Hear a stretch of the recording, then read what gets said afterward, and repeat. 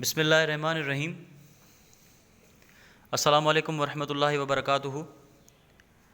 My dear students, this is me, Mohammad Wasim, an English lecturer of class intermediate.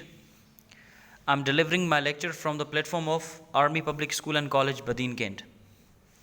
Dear students, yesterday we had completed 10 stanzas of your poem An Elegy Written on a Country Churchyard by Thomas Gray. And today I will teach you 6 more stanzas. So we'll start with stanza number 11. So let's start. In stanza number 11, the poet says, "Can a storied urn or animated burst back to its mansion called the fleeting breath?" कि अगर यहाँ पर शायर जो है वो सवाल पूछते हैं कि क्या अगर इनकी कब्रों के ऊपर कोई फूलदान रखे जाएं या आदि मूर्तियाँ सजाई जाएं तो क्या इनके मुर्दा जिस्मों में जान वापस आ जाएगी? Here the poet asking the question, okay? Can honest voice provoke the silent dust? क्या इनके ऑनर में कुछ कहा जाए, कुछ ऐसी मीठी बातें कही जाएं तो क्या ऐसी बातें इनकी साइलेंट डस्ट को भड़का सकती हैं? और flattery soothe the dull cold air of death, और अगर इनसे कुछ मीठी बातें कही जाएं, कुछ ऐसी चापलूसी वाली बातें की जाएं तो क्या ऐसी बातें इनके मुर्दा कानों को सुकून दे सकती हैं? बिल्कुल भी नहीं। तो सवाल यहाँ पर शायर जो है वो सवाल करते हैं, क्या इनकी कब्रों के ऊपर खूबसूरत मूर्तियाँ सजाई जाएं या फूल रखे जाएं या इनसे कोई मीठी बातें की जाएं तो क्या इन सब से इनके जिस्म में जो है वो जान वापस आ जाएगी? तो बिल्कुल भी नहीं, ऐसा कुछ भी नहीं हो सकता, because they are all dead. Okay, come to the and let's read stanza number 12. Stanza number 12, the poet says, perhaps in this neglected spot is laid. अगरचे ये सब अभी एक ऐसे एरिया में सो रहे हैं, एक ऐसे स्पॉट पे सो रहे हैं जिसको हर कोई नज़रअंदाज करता है, नेग्लेक्टेड स्पॉट है यानी कब्रिस्तान में सो रहे हैं। Some heart once pregnant with celestial fire. इनमें से कुछ लोग तो ऐसे होंगे जिनके दिल के अंदर, जिनके दिलों में जोश और जज्बा भरा हुआ होगा।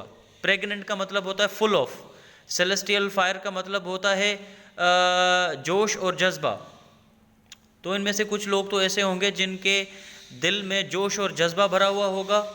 Hands that the rod of empire might have swayed, इनमें से कुछ लोगों के हाथों में सल्तनत का काम दिया गया होगा। और waked to ecstasy the living lyre, और इनमें से कुछ लोग तो ऐसे होंगे जो लायर बजाने का काम करते होंगे। Lyre is a type of an instrument, एक म्यूज़िकल इंस्ट्रूमेंट है जिसको बजाया जाता है। तो फ़िलहाल ये लोग एक नेग्लेक्टेड स्पॉट में सो रहे हैं, लेकिन इनके दिलों में काफ़ी ख्वाहिशें थीं। इनमें से कुछ लोग तो ऐसे होंगे जिनको बहुत बड़े बड़े काम सौंपे गए होंगे, और इनमें से कुछ लोग तो सीधे साधे होंगे जो लायर बजाने का काम करते होंगे। Okay, stanza number 13।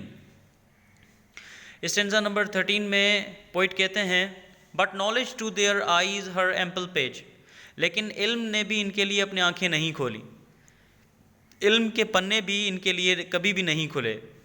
Rich with the spoils of the time did never unroll, वो अमीर लोग जो हर वक्त अपना टाइम बर्बाद करते रहते हैं, स्पॉइल करते रहते हैं, उन्होंने भी इन तक रसाई नहीं की। Chill penury repress their noble rage, गरीबी ने इनकी नोबल रेज को हमेशा के लिए दबा दिया, यानी इनकी गरीबी ने इनको पीछे कर दिया।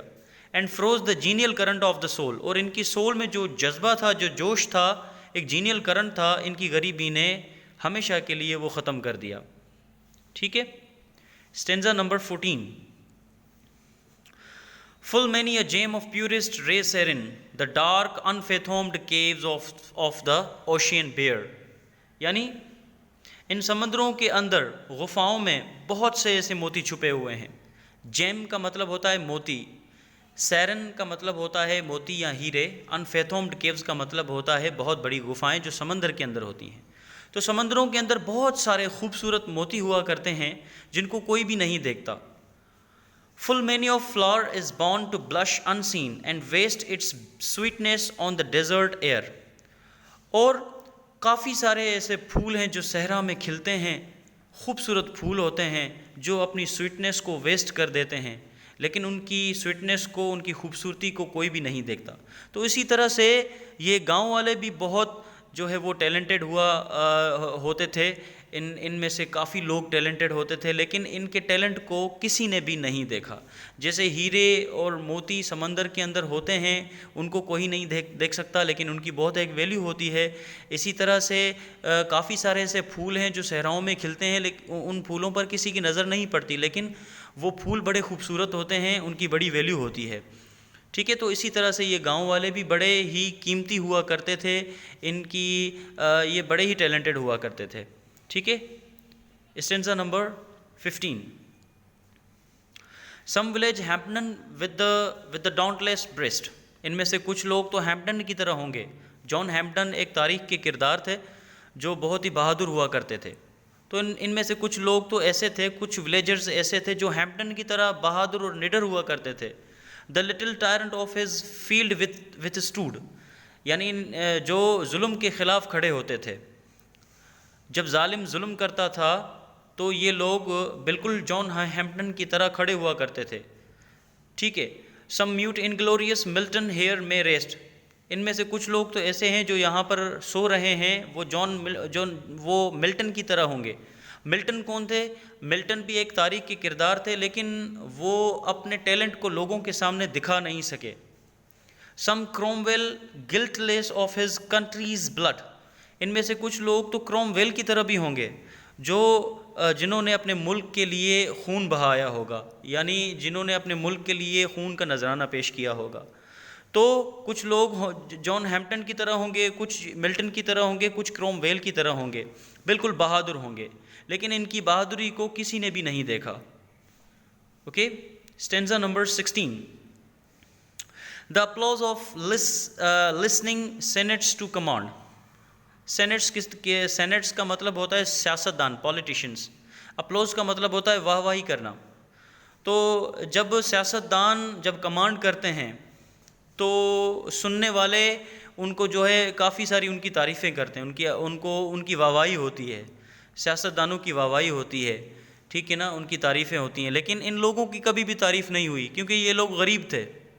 Okay, the threads of pain and ruin to despise, यानी इनकी ज़िंदगी में जो दर्द था उसने इनको कमज़ोर बना दिया था। डिस्पाइज का मतलब होता है टू मेक समवन वीक, किसी को कमज़ोर कर देना। इनकी गरीबी ने, इनके दर्द ने इनको कमज़ोर बना दिया था।